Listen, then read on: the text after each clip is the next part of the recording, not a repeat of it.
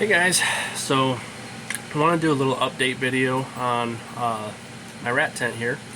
As I've stated in previous videos, I am in a 8-foot by 8-foot grow tent. So I'm running a charcoal filter, a little pad over it to collect the dust. Got a little fan in here. I also have a heater on a thermostat. So I'm in Michigan, so it gets cold here.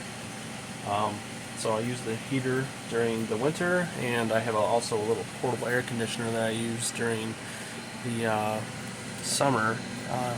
For maybe a month or two, it gets pretty hot here. Kind of, 90, 91. It's not too bad, but it's a little too much for the rats. The ASFs would probably be fine. And then in the winter here, I definitely want to keep it around 70 for the ASFs. Rats would probably be fine getting down to 60, 65. Anyways, so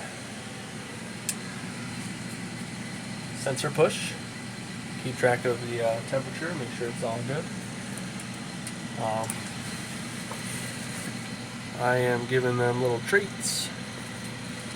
Got a nice litter of pups right there. And with the ASFs, I'd had problems breeding these guys. So for a while, I was really having problems keeping them producing and not eating their babies. But here we go with some nice little babies. These guys aren't so bad. They really don't bite too much. If you give them the chance to bite you, they will. But I did have one in the beginning that would charge me as soon as I reached my hand in the tub. She was mean as hell. So I got rid of her, and the rest of them are actually pretty decent. They really don't try to bite. So, once I keep the tub out for a little bit, they'll just come out and kind of sniff around and sniff me out and stuff like that. But the great thing about these guys is they don't try to take off. So I can keep the tub out.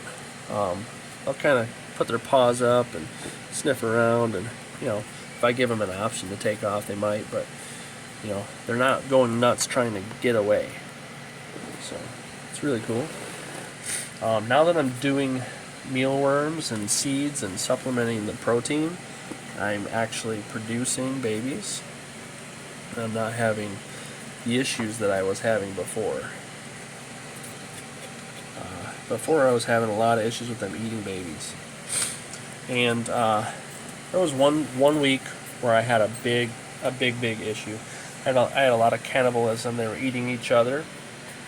I honestly got down to one male I had left. And I found out I could not figure it out why the hell they were eating each other.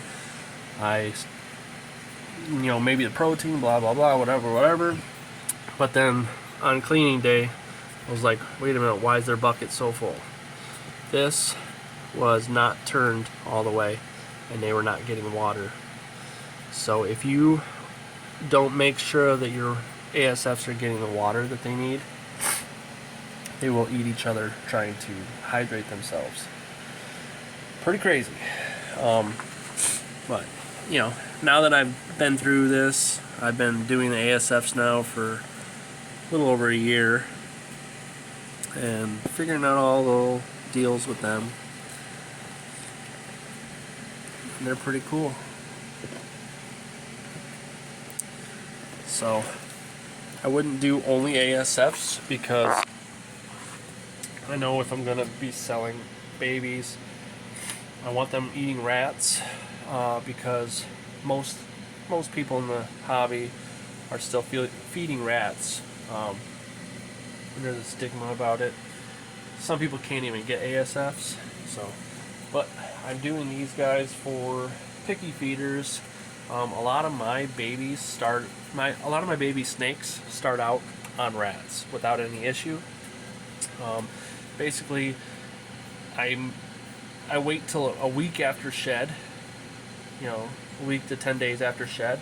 Then they usually will eat right away. If they don't eat that first meal, then I'll switch them over to ASF and let them have 1 or 2 of those before they go ahead and take rats. So that's pretty much it.